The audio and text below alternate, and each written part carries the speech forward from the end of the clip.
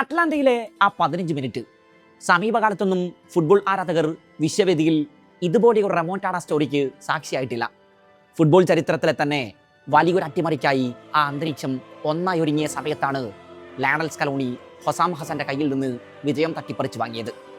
എല്ലാം തീർന്നുവെന്ന് സകലരും വിധി കുറിച്ചെടുത്തു നിന്ന് ചാരത്തിൽ നിന്ന് ഒരു ഫീനിക്സ് പറന്നുയർന്നു. ഹൊസാം ഹസന്റെ ലോ ബ്ലോക്ക് പൊളിഞ്ഞു. ലിയോ അതുവരെയില്ലാത്തൊരു ഊർജം ശരീരത്തിലേക്ക് ആവാഹിച്ചതുപോലെ തോന്നി ആരാധകർക്ക്.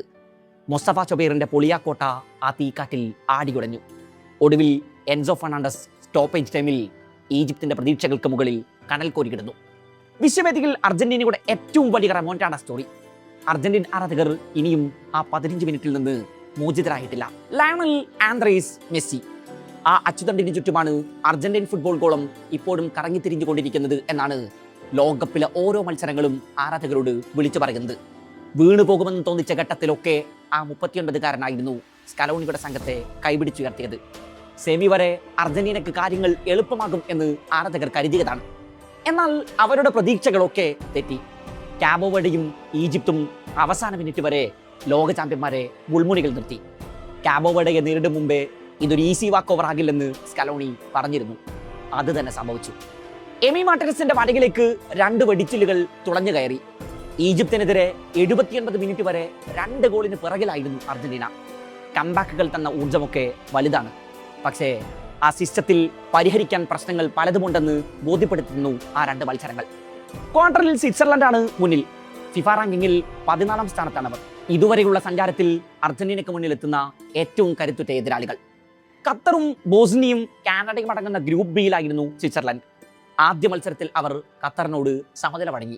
പിന്നീട് ബോസ്നിയയും കാനഡയും വീഴ്ത്തി ഗ്രൂപ്പ് ചാമ്പ്യന്മാരായി റൗണ്ട് ഓഫ് 32ലേക്ക്. അവിടെ അൾജീരിയയെ എതിരില്ലാത്ത 2 ഗോളിന് വീഴ്ത്തി. റൗണ്ട് ഓഫ് 16ൽ കരുത്തരായ കൊളംബിയ ആയിരുന്നു മുന്നിൽ. ഷൂട്ടൗട്ടിൽ കൊളംബിയ വീഴ്ത്തി ക്വാർട്ടറിലേക്ക്. 1954 ശേഷം സ്വിറ്റ്സർലൻഡ് ക്വാർട്ടറിൽ പ്രവേശിക്കുന്നത് ഇതാദ്യമായാണ്. അതായത് സമീപകാലത്ത് അവരുടെ ഏറ്റവും മികച്ച ലോകകപ്പ് ക്യാമ്പയിനാണിത്. ഖത്തർ ലോകകപ്പിൽ പ്രീ ക്വാർട്ടറിലാണ് അവർ പുറത്തായത്. പോർച്ചുഗലിനോട് 1-6 ഗോളുകൾക്കായിരുന്നു ആ പരാജയം. ഇക്കുറി പ്രീ ക്വാർട്ടർ കടമ്പയും കടന്നു കഴിഞ്ഞു. ക്വാർട്ടറിൽ അർജന്റീനയെ നേരിടാൻ ഒരുങ്ങും മുമ്പ് അവരുടെ ഏറ്റവും വലിയ നഷ്ടം യുവതാരം ജൊഹാൻ മൻസാംബിയാണ്. പരിശീലനത്തിനിടയേറ്റ പരിക്കിൽ മൻസാംബിക്ക് കൊളംബിയക്കെതിരായ പ്രീ ക്വാർട്ടർ നഷ്ടപ്പെട്ടിരുന്നു. ഈ ടൂർണമെന്റിൽ ഇതുവരെ 3 ഗോളും 2 അസിസ്റ്റുകളുമായി സ്വിസ് മുന്നേറ്റങ്ങളുടെ നിർണായക സാന്നിധ്യമായിരുന്നു മൻസാംബി. അടുത്ത സീസണിൽ ന്യൂകാസിലേക്ക് ചേക്കാറാനിരിക്കുകയാണ് താരം. ക്യാപ്റ്റൻ ഗ്രാനിറ്റ് ഷാക്കയാണ് സ്വിസ് നിരയിൽ ശ്രദ്ധിക്കേണ്ട മറ്റൊരു പേര്.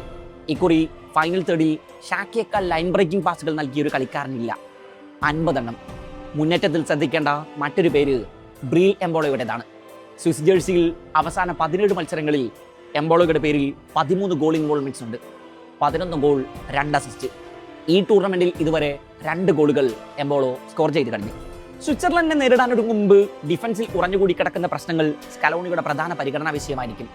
നോക്കൌട്ടിലെ 2 മത്സരങ്ങളിലും തങ്ങളെക്കാൾ എത്രയോ സ്കോർ ഡെപ്ത് കുറഞ്ഞ കാബോ വെർഡയോടും ഈജിപ്തിനോടും 2 ഗോളുകൾ വീതം അവർ വഴങ്ങിയിരുന്നു. ഈജിപ്തിനെതിരെ 80 മിനിറ്റോളം 2 ഗോളിന് പിറകിലായിരുന്നു. വിശ്വവേദിയിൽ കഴിഞ്ഞ 16 വർഷത്തിനിടെ ആദ്യമായിട്ടാണ് അർജന്റീന ആദ്യ പകുതിയിൽ ഗോൾ വഴങ്ങി പിറകിലായി പോകുന്നത് എന്നോർക്കണം. അതും ചരിത്രത്തിൽ ആദ്യമായി പ്രീ ക്വാർട്ടർ കളിക്കാനെത്തുന്ന ഈജിപ്തിന് മുന്നിൽ. ഫുൾ ബാക്സായ മൊളീനയും മെഡീനയും അത്ര കാശാവഹമായ പ്രകടനങ്ങളല്ല സ്കലോണിക്ക് നൽകിയത്. എതിരാളികളുടെ പെട്ടെന്നുള്ള കൗണ്ടർ അറ്റാക്കുകളിൽ പ്രതിരോധം പലകുറി ആടിയുലയുന്നത് കണ്ടു. എക്സ്ട്രാ ടൈമിൽ ലീഡ് നേടി ജയിച്ചു നിൽക്കുകയാണ് കാബോ വെർഡയെ പോലെ ആദ്യ ലോകകപ്പ് കളിക്കാനെത്തുന്ന ഒരു ടീം അവർക്കെതിരെ ഗോൾ മടക്കുന്നത്. ലാസ്റ്റ് മിനിറ്റ് വരെ കാബോ വെർഡെ അർജന്റീൻ ഗോൾ മുഖം ഉറപ്പിച്ചിട്ടുണ്ട്. ഈജിപ്തിനെതിരെ നോക്കൂ. സലാഹും സീക്കോയും ഹൈസം ഹസനും ഒക്കെ ചേർന്ന് നടത്തിയ കൗണ്ടർ അറ്റാക്കുകൾ പലപ്പോഴും അർജന്റീനയുടെ ഡിഫൻസിലെ പ്രശ്നങ്ങളെ എക്സ്പോസ് ചെയ്തു. റൈറ്റ് ഫ്ലാങ്കിലൂടെയുള്ള ഹൈസം ഹസന്റെ കുതിപ്പുകൾ അർജന്റീനക്ക് വലിയ തലവേദനകൾ സൃഷ്ടിച്ചു. മുഹമ്മദ് സലാഹ് പന്തുമായി സെൻട്രൽ ചാനലിലൂടെ കുതിച്ചപ്പോൾ 1-ലധികം ഡിഫൻഡർമാർ അയാൾക്ക് പിറകെ കൂടുന്നത് കണ്ടു. ഈ സന്ദർഭങ്ങളിൽ റൈറ്റിൽ ഹസൻ ഫ്രീ ആയി. അയാൾ അർജന്റീൻ ഗോൾ മുഖത്ത് ഏറെ അപകടകാരിയായി കാണപ്പെട്ടു. ക്യൂക്ക് ട്രാൻസിഷൻ വേളകളിൽ പ്രതിരോധം ആടികുളിക്കുന്ന കാഴ്ച നോക്കൌട്ടിൽ സ്ഥിരമായി. സോ കരുത്തേറിയ എതിരാളികൾ മുന്നിലെത്തുമ്പോൾ ബാക്ക് ലൈൻ ഇതിലേറെ പരീക്ഷിക്കപ്പെടും എന്നുറപ്പ്. ഈജിപ്തിനെതിരെ ലെഫ്റ്റിൽ മെഡീനയ്ക്ക് പകരം ടഗ്ലിയാഫിക്കോയെയാണ് സ്കലോണി പരീക്ഷിച്ചത്. ആ മത്സരത്തിൽ ഹൈസം ഹസൻ റൈറ്റ് ഫ്ലാങ്കിലൂടെയാണ് അർജന്റീനയ്ക്ക് വലിയ വെല്ലുവിളി വരുത്തിയത് എന്നാലോചിക്കണം. മുന്നേറ്റത്തിൽ മെസ്സിയെ വല്ലാതെ ആശ്രയിക്കുന്നതും പ്രതിസന്ധിയായി അവശേഷിക്കുന്നുണ്ട്. 1-ൽ കൂടുതൽ ഗോളുകൾ സ്കോർ ചെയ്ത മറ്റൊരാൾ അർജന്റീൻ നിരയിൽ ഇല്ല. ലിച്ചയും റൊമേറോയും ഒക്കെ ഒഫൻസീവ്ലി ടീമിനെ പലപ്പോഴും സഹായിക്കുമ്പോൾ ടീമിലെ മുന്നേറ്റം നിരയിലെ മറ്റ് താരങ്ങളുടെ സംഭാവനകൾ എത്രയാണെന്ന് നോക്കണം.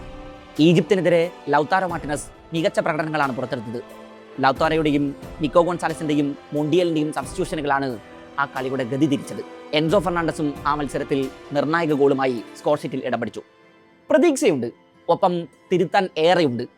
ബെഞ്ചിൽ മികച്ച ഒരുപിടി ഓപ്ഷനുകളുണ്ട് സ്കലോണിയുടെ കയ്യിൽ. അയാൾ എന്ത് മാറ്റമാണ് സ്വിറ്റ്സർലൻഡിനെതിരെ കൊണ്ടുവരാൻ പോകുന്നത് എന്ന് കണ്ടറിയണം. ഇതിനു മുമ്പ് അർജന്റീനയും സ്വിറ്റ്സർലൻഡും 7 തവണയാണ് അന്താരാഷ്ട്ര വേദികളിൽ നേർക്കുനേർ വന്നത്. ചരിത്രം സ്വിറ്റ്സർലൻഡിനെതിരെയാണ്. അതിൽ ഒറ്റ തവണ പോലും അവർക്ക് ജയിക്കാനായിട്ടില്ല. 5 കളികളിൽ അർജന്റീന ജയിച്ചപ്പോൾ 2 മത്സരങ്ങൾ സമനിലയിൽ കലാശിച്ചു. ലോകകപ്പിൽ 2 തവണയാണ് ഇരുവരും നേർക്കുനേർ വന്നത്. 2ലും അർജന്റീന വെന്നിക്കൊടി പറിച്ചു. ഏറ്റവും ഒടുവിൽ ഏറ്റുമുട്ടിയത് 2014 ലോകകപ്പിലായിരുന്നു. ലാറ്റിൻ അമേരിക്കൻ ടീമുകളോട് മൊത്തത്തിൽ സ്വിറ്റ്സർലൻഡിന് അത്ര നല്ല റെക്കോർഡുകളൊന്നുമല്ല ഉള്ളത്.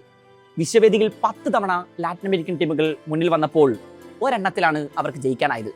സ്വിറ്റ്സർലൻഡ് ചരിത്രം തിരുത്തുമോ? അർജന്റീന പിഴവുകൾ തിരുത്തുമോ? ലിയോ ഷോ വീണ്ടും കാണാനാകുമോ? കാത്തിരുന്ന് കാണാം.